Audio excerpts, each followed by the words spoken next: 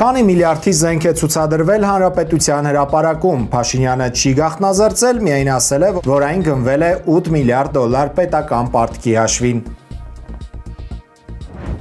Չեմ բացառում, որ ինչ-որ ադրբեջանցիներ կարող է ինչ-որ ժամանակ անց գան եւ ստեղ բնակություն հաստատեն։ Ալեն Սիմոնյանի այս հայտարարությանը չի հավատում Նիկոլ Փաշինյանը։ Ալեն Սիմոնյանը չէր կարող նման բան ասել։ Եվ պնդում է 300,000 ադրբեջանցիների գալու հարց չի քննարկել Ալիևի հետ։ Հայաստան-Ադրբեջան բանակցություններում այդ թեման ընդհանրապես երբևէ գոյություն չի ունեցել։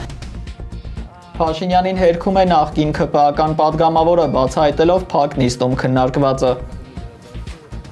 Երբ որ ես խմբակցության նիստերի ժամանակ հարց էի տալիս վարչապետին, ասում էին, այ մարդ, հա, այդ ով կգա կապրիստ է։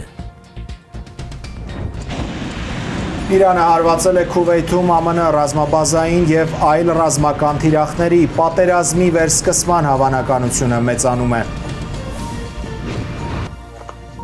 Իսրայելը հարվածել է հայաշատ Բեյրութին, Լիբանանում միայն այսօր 2 տասնյակ մարդ է զոհվել։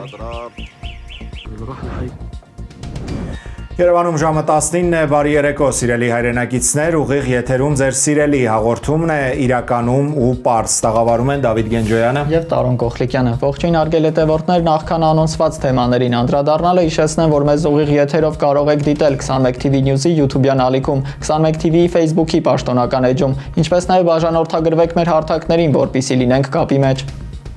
Խորհրդարանական ընտրություններից 10 օր առաջ այդ ընտրություններին մասնակցող քաղաքական ուժերից մեկը, որ հիմա ղեկավարում է Հայաստանը, այսօր Հանրապետության հրապարակում ցուցադրել է այն զինտեխնիկան, որը գնել է իր իշխանության տարիներին։ Նիկոլ Փաշինյանն ասել է, որ 7 երկրների արտադրության սպառազինություն է այսօր անցել հրապարակով։ Հայկական, ֆրանսիական, հնդկական, ռուսական մի քանի միլիարդի զենք է ներկայացվել, նկատել է Փաշինյանը, չկոնկրետացնելով, թե քանի միլիարդի։ Նա այս մասին խոսել է պատասխանելով հարցին, թե ինչի վրա է ծախսվել նրա իշխանության տարիներին վերցված ավելի քան 8 միլիարդ դոլարի պետական պարտքը։ Զենքերն իրոք տպավորիչ էին, զորահանդեսից հետո ասել է մեր գործընկերներից մեկը Փաշինյանին ու հարցրել, իսկ կարող է դա նշանակել, որ այդ զենքերը ջախջախիչ հարված կհասցնեն Ադրբեջանին, եթե Փաշինյանը չվերընտրվի այս ընտրություններում ու ինչպես նա է ասել, սեպտեմբերին սկսվի պատերազմ։ Պարոն Փաշինյանն իսկապես զորահանդեսը տպավորիչ էր, մենք տեսանք 2022 թվականից հետո ձեռք բերված զինտեխնիկան, այս համատեքստում կարող ենք փաստել, որ եթե 2026 թվականի համապետական ընտրությունների արդյունքում, օրինակ, դուք չընտրվեք վարչապետ, ինչը ժողովրդավարական երկրին բնորոշ հատկություն է, օրինակ մենք այս զինտեխնիկայով կարող ենք ջախջախել Ադրբեջանին, եթե իհարկե Ալիևը որոշի հարձակվել։ Բանակի կերպափոխումը պատերազմի մասին չէ, այլ խաղաղության մասին։ Մենք որևէ մեկին ջախջախելու խնդիր չենք դնում, մենք խնդիր ենք դնում Հայաստանի պաշտպանունակությունը բարձրացնելու։ Դավիթ Փաշինյանը այսօր ասել է, որ մինչև իր իշխանության գալը եղած բանակը, որ Արցախյան առաջին պատերազմ է հաղթել, 30 տարի շարունակ Հայաստանի ու Արցախի անկախությունը, ազատությունը ապահովել, քանդված բանակ է եղել ըստ Փաշինյանի։ Այո, կարելի է հասկանալ նման ռետորաբանությունը, որովհետև որպես փաստեր ունեին չկահավորված դիրքերը եւ այլ ռազմական մեր տեխնիկան եւ ստորաբաժանումները հետաքրքիր է, որովհետև կարծես թե 18 թվականից հետո այդքան էլ բան չէր փոխվել եւ մինչեւ վերջերս այդ նույն բանակը նույն կերպով էր պաշտպանում էր սահմանները, ինչը ստացվում էր իզարմանս բոլորին եւ հետաքրքիր է նման մոտեցումը բախարակել ինչը եղել է նախկինում եւ ներկայացնել, որ միայն հիմա է այդ ամենը տեղի ունենում, ավելի ցանկալի կլիներ հինի վրա կառուցել նորը, այլ ոչ թե քանդել եւ սկսել զրոյական կետից, որովհետեւ ցանկացած այլ ղեկավար, որ սկսի նման կերպ վարվել, երկիրը տեղում դոփելուց բացի ուրիշ բան չի անի։ Այո, հիմա երբ մեր բանակը շատ ծանր պարտություն կրեց 2020-ի պատերազմում, այնուհետև տեղի ունեցան մի շարք լայնամասշտաբ հարձակումներ Հայաստանի ինքնիշխան տարածքի վրա եւ նորից մեր բանակը զոհերի, ծանր կորուստների գնով այնուամենայնիվ կարողացավ պաշտպանել մեզ, բայց մենք կորցրինք տարածքներ, օկուպացվեցին մեր ինքնիշխան տարածքները Փաշինյանը այսօր հայտարարել է, որ ինքը ոչ թե քանդել է բանակը, այլ վերակառուցել կամ վերստեղծել։ Ինչ վերաբերում է զորահանդեսին, մենք գիտենք, որ վերջին անգամ Հայաստանում 2016-ին էր զորահանդես տեղի ունեցել Հայաստանի անկախության 25-ամյակի առիթով եւ հիշում ենք, որ ամեն տարի, ամեն 5 տարին մեկ Հայաստանում զորահանդես էր տեղի ունենում մեր անկախության տարեդարձի կապակցությամբ սեպտեմբերի 21-ին Հայաստանի անկախության օրը եւ սոցցանցերում այսօր քննարկում էին 2016 զորահանդեսը եւ այսօրվա զորահանդեսը, հիմա այդ կադրերը ձեր էկրաններին են, եթե 2016-ին մոտ 3 տասնյակ զորախումբ էր մասնակցում այդ զորահանդեսին, այդ շքերթին, ապա այսօր ընդամենը 14 զորախումբ է հաշվում, որոնք որ մասնակցել են այդ զորահանդեսին, այսինքն մասշտաբի առումով նույնպես ակնհայտ տարբերություն կա, նաև տեսնում ենք, որ կարծես թե հրապարակում հավաքված մարդիկ 10 տարի առաջ ավելի շատ էին, քան այս անգամ եւ նաև նկատում էին ռազմական փորձագետները, որ հրապարակով 10 տարի առաջ անցած զինտեխնիկան ավելի տպավորիչ էր եւ ավելի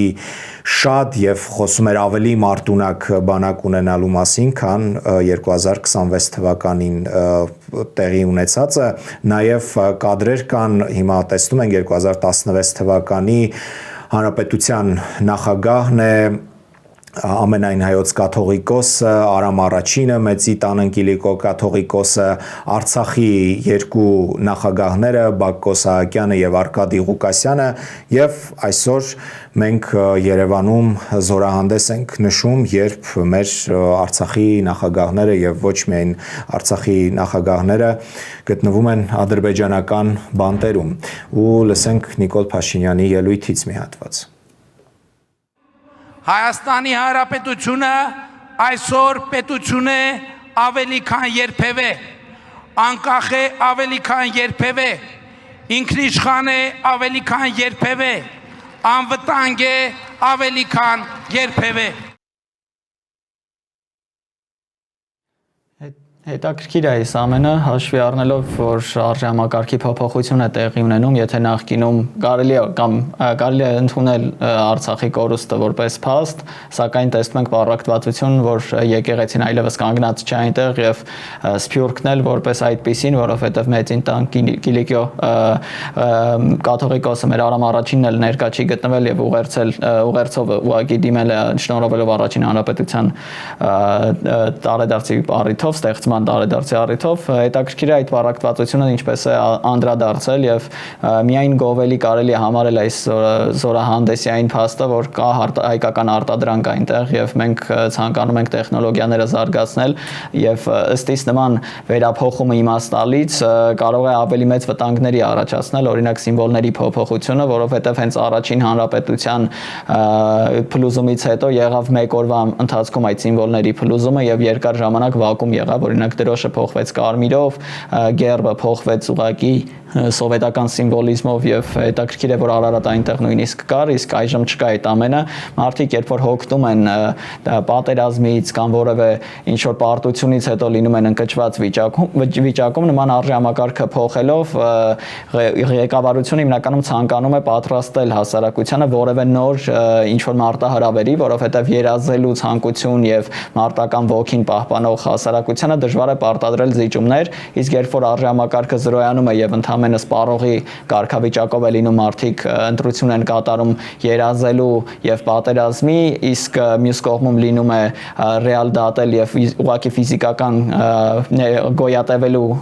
խնդիր լուծել, մարդիկ հիմնականում ընտրում են ապահով տարբերակը եւ ուղղակի ֆիզիկական գոյատևելն են ընտրում, իսկ դա մեծ խնդիրներ կարող է առաջացնել, ցանկալի կլինի երազել ընդհանրապես չդադարենք մենք հայ ժողովրդով։ Նիկոլ Փաշինյանը մեզ հորդորել է չերազել, լինել ռեալիստ եւ որևէ ուղղությամբ մեր հայացքը չուղղել, անգամ լեգենդար մեր Արարատ լեռան ուղղությամբ, այլ նայել Արագածին, որը ըստ նրա գտնվում է Հայաստանի ինքնիշխան տարածքում, իսկ Արարատը ոչ, եւ գիտես, երբ Նիկոլ Փաշինյանը խոսում է ինքնիշխան Հայաստան այսօր ունենալու մասին, իսկապես փաստերը այնքան ճիշտ հակառակն են խոսում, որ ուղղակի որևէ մեկնաբանություն պետք չի, այլ ուղղակի պետք է օրինակ հիշեցնել, որ այսօր Ադրբեջանը օկուպացրել է Հայաստանի 240 քառակուսի կիլոմետր տարածք եւ ամրացել է այնտեղ։ Մենք ունենք բնակավայրեր, որոնք այս իշխանությունը համարում է ադրբեջանական տարածքներ եւ դրանք անվանում է ադրբեջանական անվանումներով եւ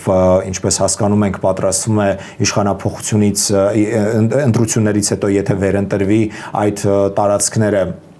հանձնել Ադրբեջանին, մենք ունենք տեղահանված 100,000-ից ավելի արցախցի մեր հայրենակիցներին, ունենք օկուպացված Արցախ, ունենք 2 տասնյակից ավելի մեծ հայտնի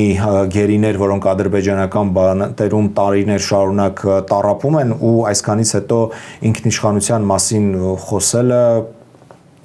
դժվար է իսկապես մեկնաբանել։ Եվ նաև հետաքրքիր է, որ զորահանդես անցկացնելուց դեռ ամիսներ առաջ Նիկոլ Փաշինյանը հայտնում էր, որ սա ուղղակի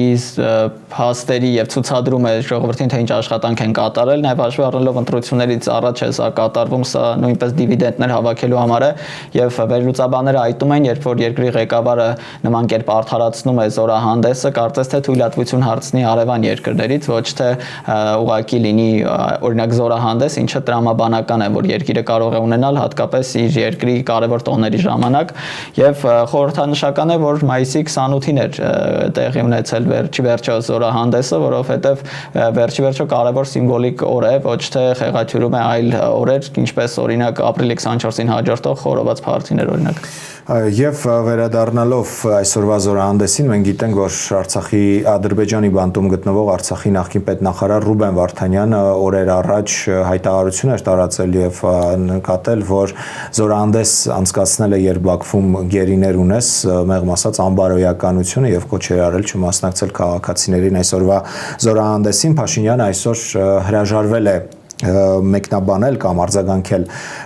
Վարդանյանի հայտարարությանը եւ նորից հավատացրել, թե ամեն օր աշխատում են գերիների վերադարձի հարցով։ Իդեպ Ռուբեն Վարդանյանի վերաբերյալ մի տեղեկություն կար,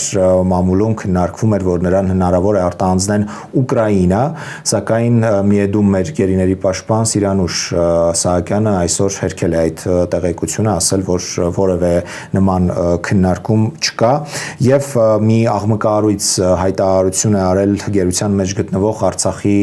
ազգային ժողովի նախկին ղեկավար Դավիթ Իշխանյանը, մասնավորապես նա ասել է, որ երբ դեռ ամիսներ էր, որ նրանք գտնվում էին ադրբեջանական բանտում 2024-ի սկիզբն էր, այդ ժամանակ ադրբեջանցիները, ովքեր որ շփվում էին իրենց հետ, հավանաբար դրանք բանտապահներն էին կամ մի փոքր ավելի բարձր պաշտոնի ծառայողներ, նրանք ուղիղ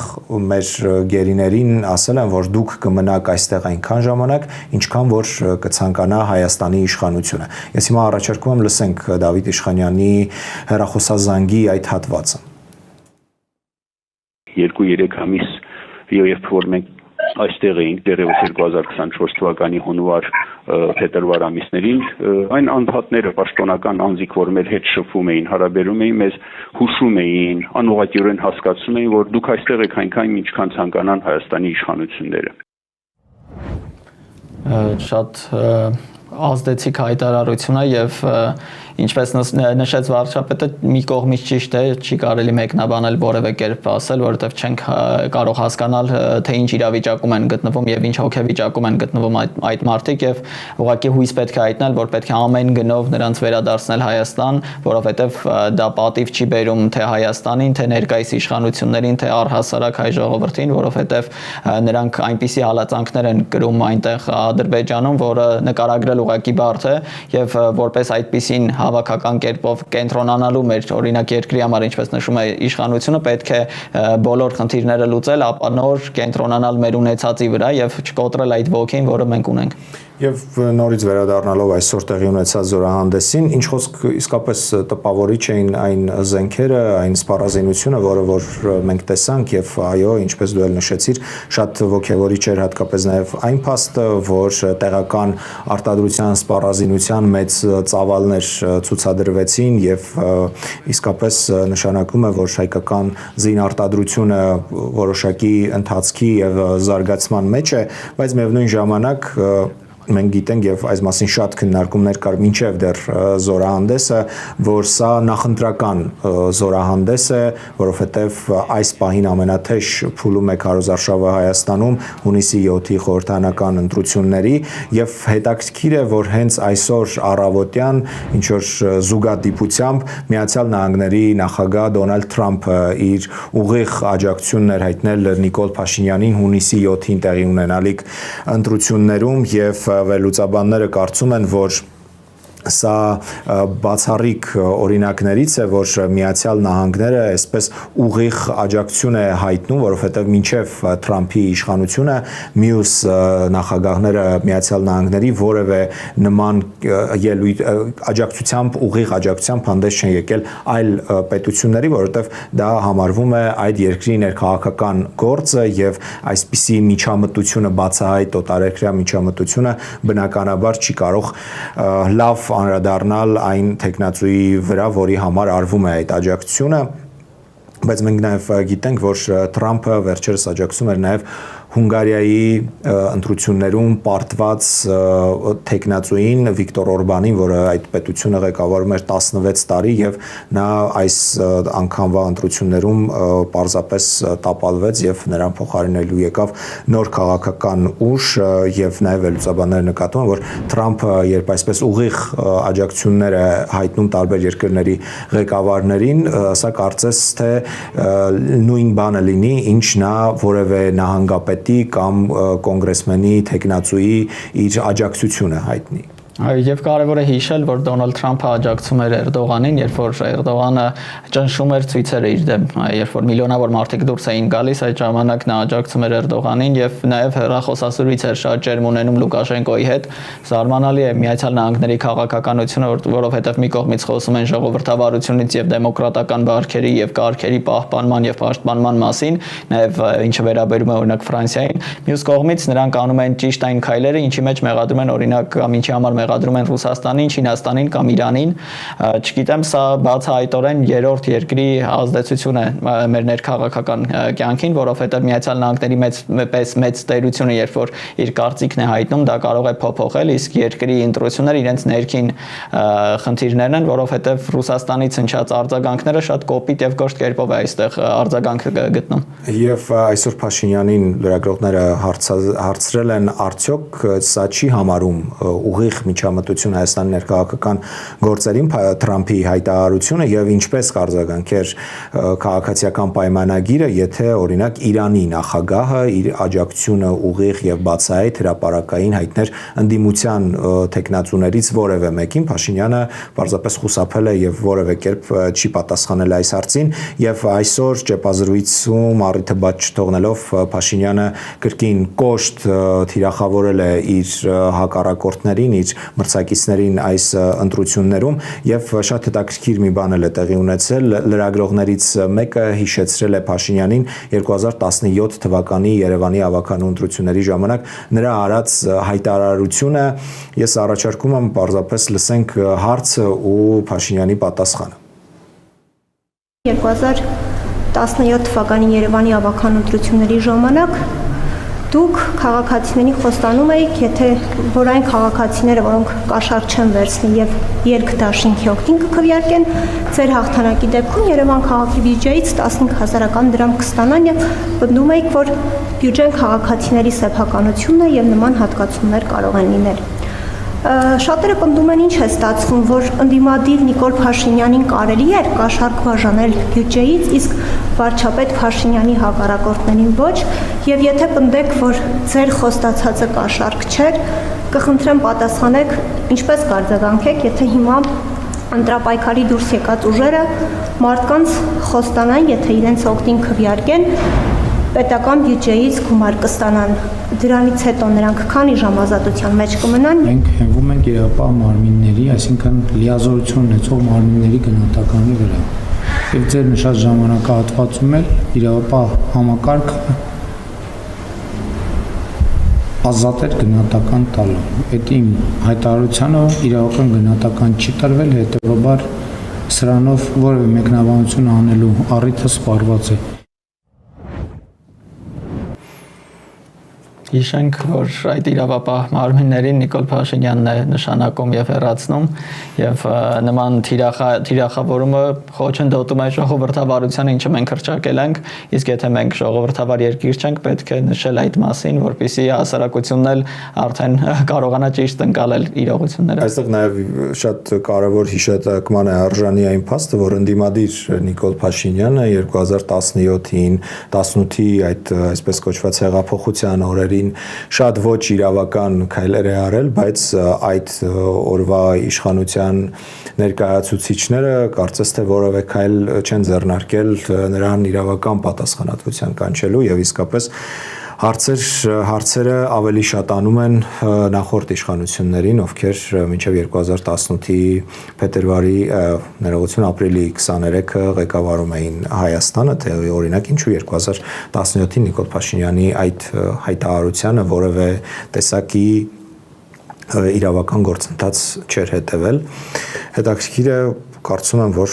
հուսանք այդ իշխանության ներկայացուցիչները դեռ գործում են Հայաստանում եւ կունենան որևէ տեսակի պատասխան նրանցից։ Այո, հիշենք այդ ժամանակ էլ Եվրոպան մեծ ազդեցություն ուներ Հայաստանում եւ ամեն կերպ ճնշվում էր ցանկացած քաղաքական որոշում, այսինքն մեր երկիրը կարծես թե չի կարողանում դուրս գալ այդ երրորդ երկրների ազդեցության տակից, կապ չունի որ երկիրն է դա, մենք կարծես թե փնտրենք նման ինչ-որ երկիր, որի ազդեցության տակ լինենք։ Եվ շատ ուշագրավ մի հայտարարություն էլ Նիկոլ Փաշինյանը այս պատասխանում արեց, որ 2017-ին իրավապահ համակարգը ազատ էր։ Այո, կարելի է փաստել, որ ժողովրդավար երկիր էինք ի սկզբանե եւ ինչի դեմ ենք պայքարում։ Ասենք առաջ եւ մեր հաջորդ աղմկոտ թեման 300,000 ադրբեջանցիների հնարավոր Հայաստան տեղափոխության մասին է, ամեն օր ավելի է թեժանում այս թեման, վայրկյաններ անց կքննարկենք։ Փաշինյանի վերընտրության դեպքում 300,000 ադրբեջանցիների գալու թեման ամեն օր ավելի է թեժանում, ինչպես ասացի, եւ այդ թեժացումն ապահովում են հենց իրենք ԿՊԱ-ականները միմյանց հակասող հայտարարություններ անելով։ Նիկոլ Փաշինյանը իր վերջին հարցազրույցներից մեկում չի բացառել ադրբեջանցիների Հայաստան գալը, բայց ըստ Փաշինյանի դա կարող է տեղի ունենալ միայն զբոսաշրջիկի տեսքով ադրբեջանցիները, եթե հայտնվեն Հայաստանում, եւ նա կտրականապես հերքել է, թե Ալեն Սիմոնյանը ասել է ադրբեջանցիները մի օր կարող են գալ Հայաստանում ապրելու։ Ես առաջարկում եմ լսել թե Սիմոնյանի, թե Փաշինյանի հայտարարությունները։ Ազգային ժողովի նախագահ Ալեն Սիմոնյանը ամիսներ առաջ չէր բացառել իր հարցազրույցներից մեկում, որ մի օր կարող է, որ հայերն ու ադրբեջանցիները ապրեն կողք կողքի։ Օրինակ հայերը գնան Ադրբեջանի տարածք, ես մեջբերում եմ, իրենց տաներում բնակվեն, ադրբեջանցիները վերադառնան Հայաստանում ապրեն։ Ալեն Սիմոնյանը չէր կարող նման բան ասել, այն ինչ որ դուք մեջբերեցիք։ Պարզապես չէր կարող ասել։ Չեմ բացառում, որ ինչ որ ադրբեջանցիներ կարող է ինչ որ ժամանակ անց գան եւ ստեղ բնակություն հաստատեն։ Ալեն Սիմոնյանը չէր կարող նման բան ասել։ Չեմ բացառում, որ ինչ որ ադրբեջանցիներ կարող է ինչ որ ժամանակ անց գան եւ ստեղ բնակություն հաստատեն։ Ինչ վերաբերվում է այդ թեման 300,000 ադրբեջանցիների վերադարձի թեմային, Հայաստան-Ադրբեջան բանակցություններում այդ թեման ընդհանրապես երբևէ գոյություն չի ունեցել։ Փաշինյանի այս հայտարարությունն էլ հերքել է իր նախկին թիմակից ԿՊԱ-ական նախկին падգամավոր Հովիկ Աղազարյանը, հիմա նա անկախ падգամավոր է այս պահին, մի ժամանակ քաղաքացիական պայմանագիր խմբակցության падգամավոր էր, նա մասնավորապես մի բացահայտում է արել քաղաքացիական պայմանագրի փակ նիստից, ասելով, որ ինքը 300,000 ադրբեջանցիների հնարավոր տեղափոխության մասին շատ ուղիղ հարցրել է Նիկոլ Փաշինյանին եւ Արարատ Միրզոյանին, եւ լսենք թե ինչ են պատասխանել նրան։ Երբ որ ես խմբակցության նիստերի ժամանակ հարց էի տալիս վարչապետին ուղիղ կամ պարոն Միրզոյանին, որ այդ բանակցությունների ընթացքում արդյոք քննարկվում է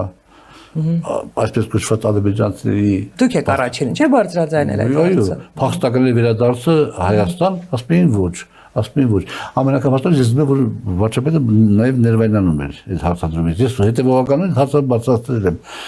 Իմ գործընկերն ասում են լավ էլի, բավականին ինչ հարցեր ես բան, չկա դες բան այ ախպեր, չկա դες բան։ Հետո մի որոշ ժամանակ հետո, ասեմ որ տեմին ոնց կա բոլոր դեպքերում, մի որոշ ժամանակ հետո ասում են այ մարդ հա, այդ ով կգա կապրիստե։ Հիմա ասում եմ կապրիստը համաձայնություն ունի, բայց ով կգա կապրիստե։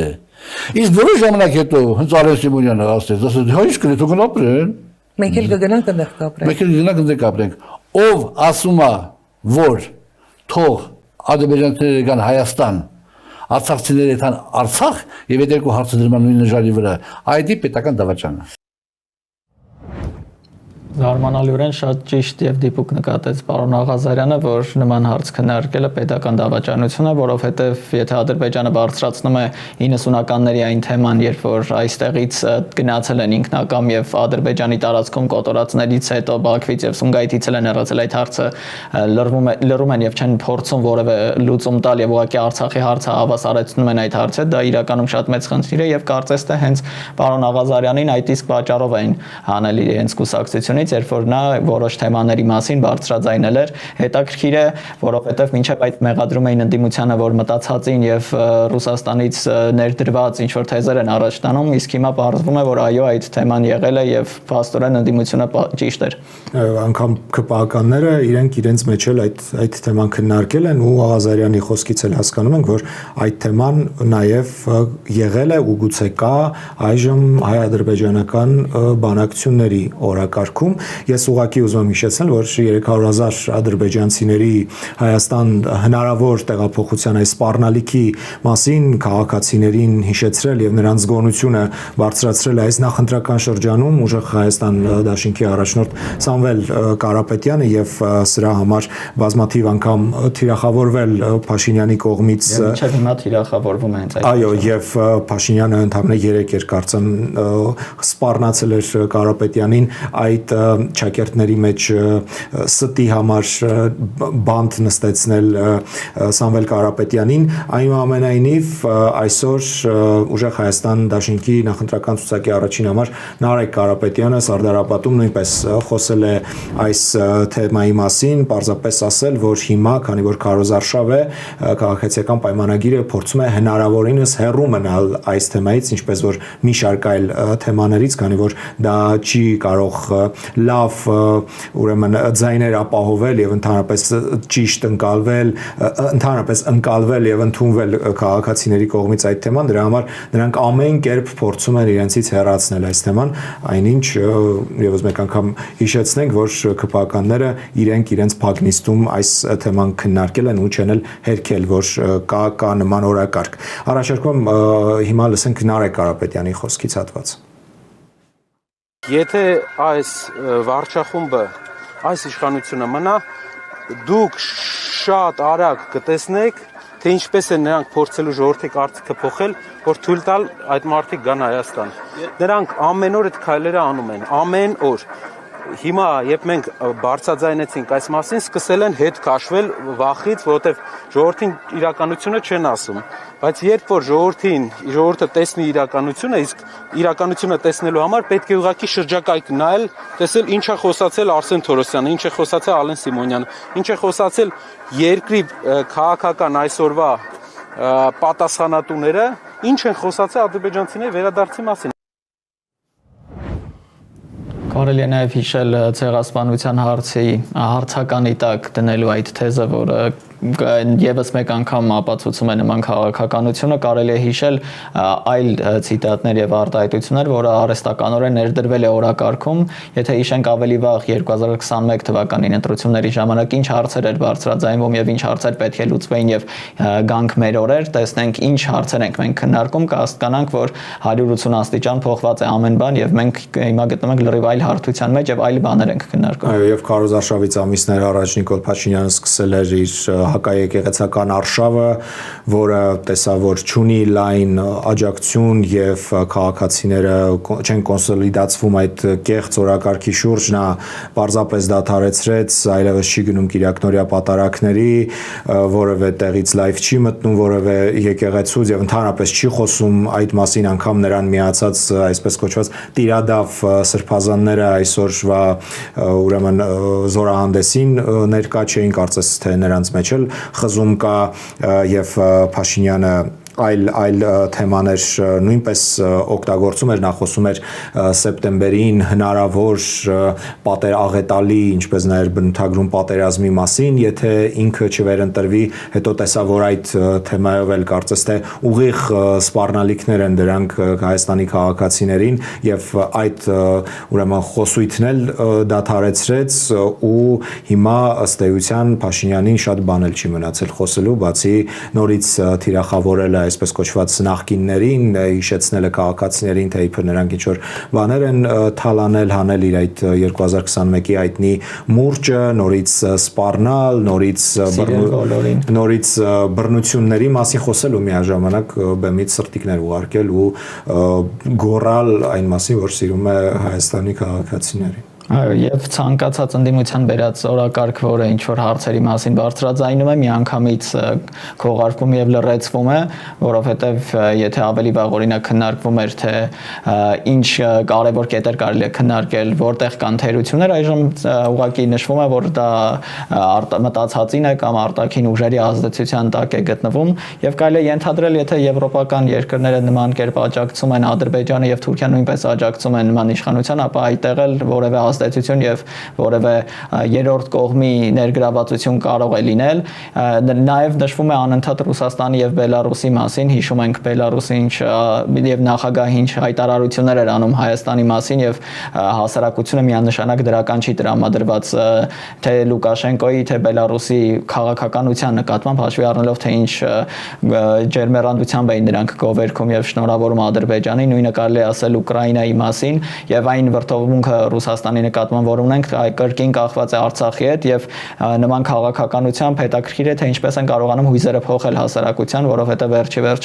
վերջին ժամանակներում է տեղի ունեցել բոլոր իրենց ներդրում ունեն ներկայիս իշխանության այդ ամենում եւ ցանկալի կլիներ հստակ բարձել իրողությունները եւ վերջի վերջո գալ այնպիսի հայտարարի, որ վերջի վերջո հասկանանք, որ մենք ունենք մեծ խնդիր երկրից դուրս եւ պետք է վերարտադրվելուց բացի մտածել երկիրը պահելու, զարգանալու, շենացնելու մասին նույնպես։ Եվ վերադառնալով 300,000 ադրբեջանցիների հնարավոր տեղափոխությանը Հայաստան, մենք գիտենք, որ ուժեղ Հայաստան դաշինքը այս թեմայով նաև արհեստական բանականության միջոցով տեսանյութեր է ստեղծում եւ տարածում, ցույց տալու մեր քաղաքացիներին, թե ինչ կլինի, եթե այս իշխանությունը ընտրվի եւ այնտեղ կարգախոս էլ կա գնա ընտրության, որպեսզի չգան ադրբեջանցիները եւ ես համացանցում տեսա, որ կան քննադատական խոսքեր այն մասին, թե օրինակ ինչու են այդ տեսանյութերում Հայաստանի, Երևանի տարբեր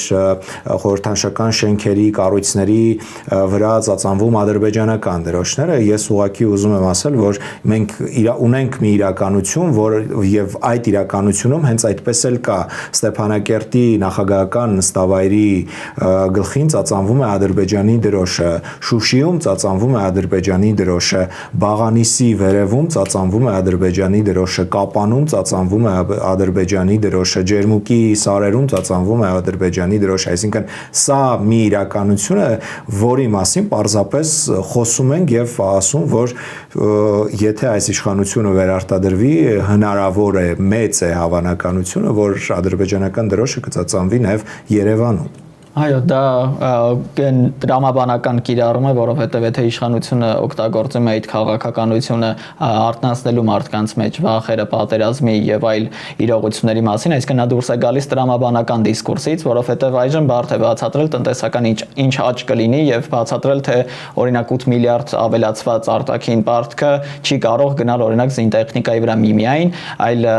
հիմա իշխանությունը ցույց է տալիս եւ մարդիկ կմտածեն, այո, դրամաբանական է, հիանալի տեխնիկա է, հնարավոր է այդքան գումար է ծախսվել, իսկ ընդդիմությունն էլ տրամաբանորեն պետք է օգտագործի այն իրողությունը, ինչը ունենք եւ օգտագործի այդ նարատիվը, որպեսզի կարողանա հակազդել, դա իրականում բացասական է առհասարակ ընտրությունների համար, եթե ընտրությունը վախերի մեջ է, սակայն եթե այդ օրակարգ իշխանությունն է հենց բերում,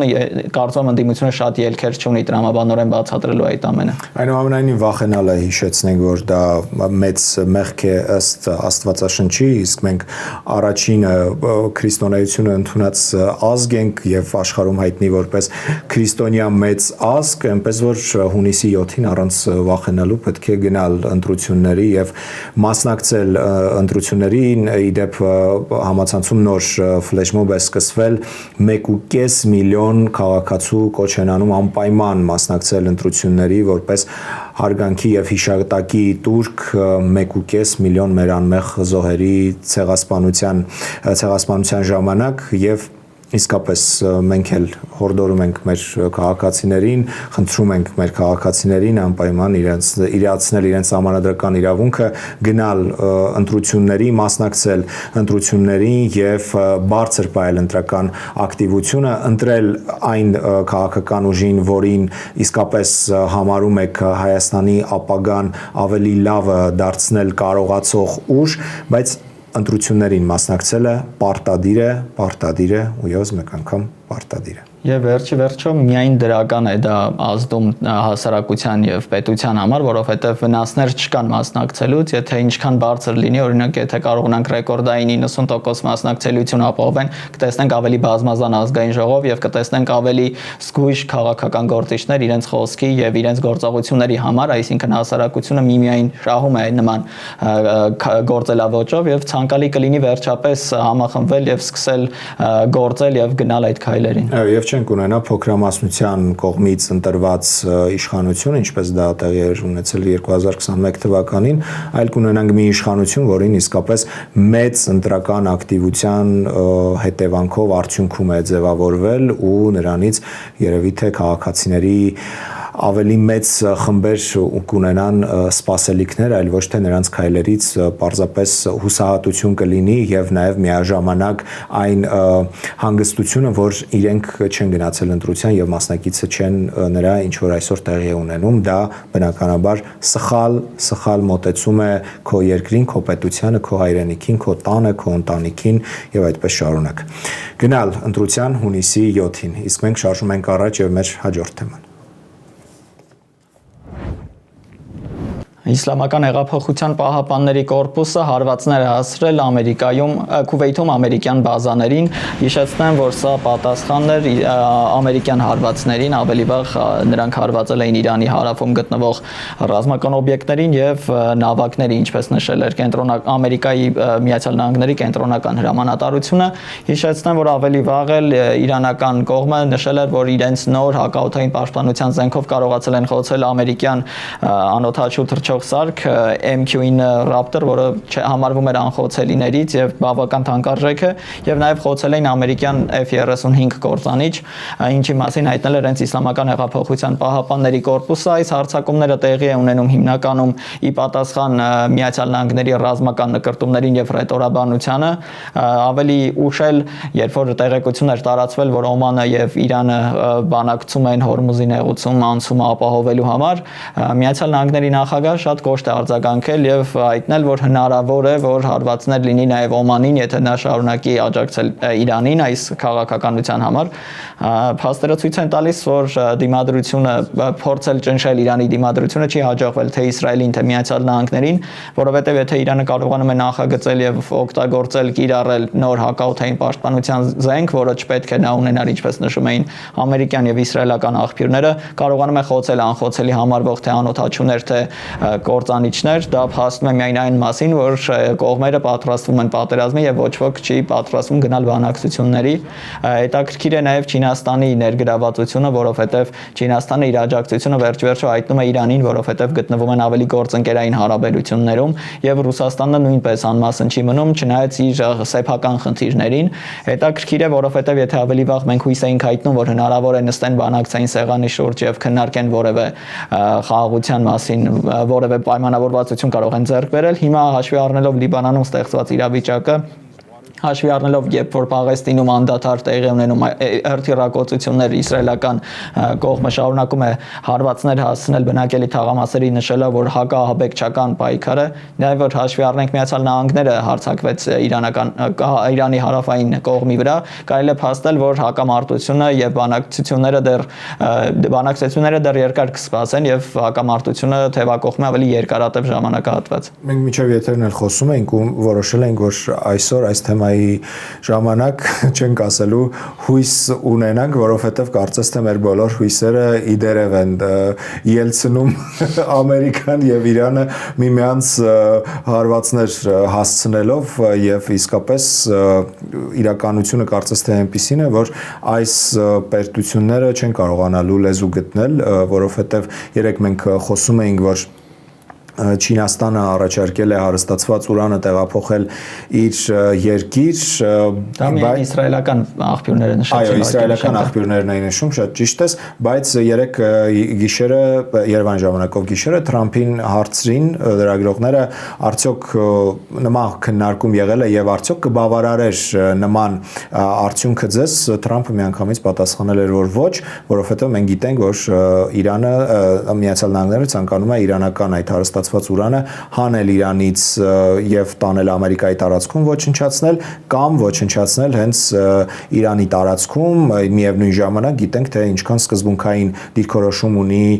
հարստացված ուրանի հարցում Իրանի նոր հոգեվոր առաջնորդը, նա պարզապես հրամայել էր որևէ անպայման պաշտպանել եւ թույլ չտալ ուրանի տեղափոխումը երկրից դուրս։ Ինչը կարծում եմ շատ տրամաբանական է, որովհետեւ հենց այդ բանակցությունների եզրափակիչ փուլում Մոջտաբա Խամենեի ողջ ընտանիքը գրեթե թե ողջ ընտանիքը զոհվեց հենց ամերիկյան հարվածի պատճառով, հիշենք Ալի Խամենեին, կնոջը, երեխաներին Թորանայով, որը եւ Մոջտաբա Խամենեի ընտանիքին, Մոջտաբա Խամենեին մինչեւ այժմ կարծես թե վերականգնվում է այդ հարվածներից հետո, հետաքրքիր է, որովհետեւ ինչպես է տրամաբանում Իսրայելը եւ Միացյալ Նահանգները, ինչպես կարող են բանակցել ուժային դիրքերից, երբ որ նրանց հարձակումները չեն բերել այն արդյունքը, ինչը նրանք ցանկանում են եւ միայն ավելացրել են խնդիրները թե իրենց համար, թե առհասարակ միջազգային տնտեսության համար։ Հիշեցնեմ, որ նավթի գների աճը շարունակվում է եւ ամեն լարվածությունից հետո ել ավելի է բարձրանում, իսկ Իրանը ավելի է բարդացնում եւ կոպտացնում իր ռետորաբանությունը, որովհետեւ Իրանը օգտագործում է ավելի մատչելի տեխնոլոգիաները եւ զենքերը եւ հարվածները հասցնում շատ մեծ ծախսեր եւ ֆինանսներ պահանջող վերականգնելու համար օբյեկտներին, օրինակ հարվածում է գազի արդյունահանման կայաններին, ինչը վերականգնելը ժամանակ է պահանջում եւ մեծ ֆինանսներ, ինչի պատճառով էլ այո, այսպես կոշտ ռետորաբանություն կարող է իրեն թույլ տալ Իրանը։ Կարծում եմ կհամաձայնես, նաեւ Իրանի դիրքորոշում պայմանավորված է նրանով, որ նախ իր վրա են հարձակվել, ոչ թե ինքն է նախահարձակ եղել, երկրորդ Իրանը իր վրա հարձակվելուց եւ այդ լայնամասշտաբ հարձակումը յետ մղելուց հետո հիմա կարելի է ասել, որ հաղթածի դիրքերում է եւ ինքը չի կարող որևէ այնպիսի համաձայնության գնալ, որը իր համար կարող է ցավոտ լինել եւ իր սկզբունքներին, որոնք տասնամյակներ շարունակ նա պահում է, կարող է դեմ լինել այդ սկզբունքներին, հետեւաբար Իրանի դիրքը, Իրանի բռնած դիրքը այս բանակցություններում եւ այս հակամարտությունում ինձ համար համենայն դեպս ընդունելի է ու հասկանալի է, որովհետեւ իսկապես Իրանը ուղղակի պաշտպանվողի դերում է, նրա նախահարձակ եղան այս բանակցությունների ֆոնին երեք այսօր գիշեր նա է հարձակվել ամերիկյան ռազմաբազաների վրա, այսինքն Իրանը չի անում քայլեր, որոնք կարող են խաթարել բանակցությունները, այլ հակառակորդն է անում քայլեր, որոնք անընդհատ խաթարում են բանակցությունները եւ թույլ չեն տալիս կողմերին վերջնականապես հասկանալ, թե ինչ է իրենց ուզածը եւ այստեղ իսկապես այդպես կրակի հետ խաղացողը Իսրայելն է կարծես թե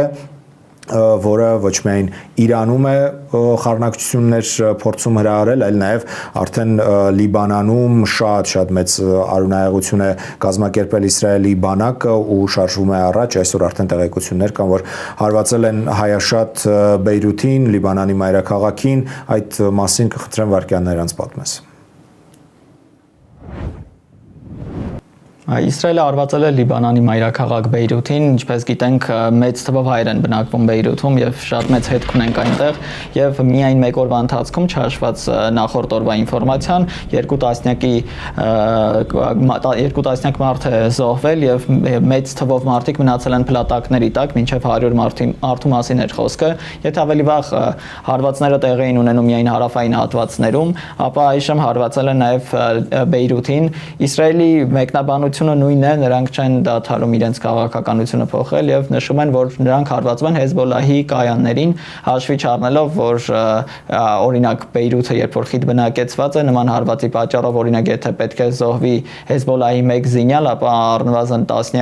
տասնյակներ ավելի ուղղակի խաղաղ բնակիչներ են վիրավորվելու եւ զոհվելու։ Այդ քաղաքականությունը Իսրայելը նոր չէ որտեղել կիրառել է թե Պաղեստինում, թե արաբական մյուս երկրների հետ հակամարտությունում եւ նշեմ ուղղակի Իրանի մասին որպես հավելում նախորդ լուրին, Իրանի դերը մեծացել է մերձավոր արևելքում այն բանից հետո, երբ որ օրինակ փետրվարին հարձակումները եղել են եւ նույնիսկ կորցնելուց հետո իրենց հոգեվոր առաջնորդին նրանք պահում էին իսլամական պահքը, այսինքն պահքի կանոնները նրանք պահում էին ցերեկային ժամերին չէին կռվում, պահում էին ամբողջ կանոնները եւ երեկոյան ժամերին պատասխանում էին, ինչը թույլատրում է իրենց կրոնի տեսանկյունից եւ դա մեծ հարգանք է առաջացրել արաբական ժողովուրդների հասարակության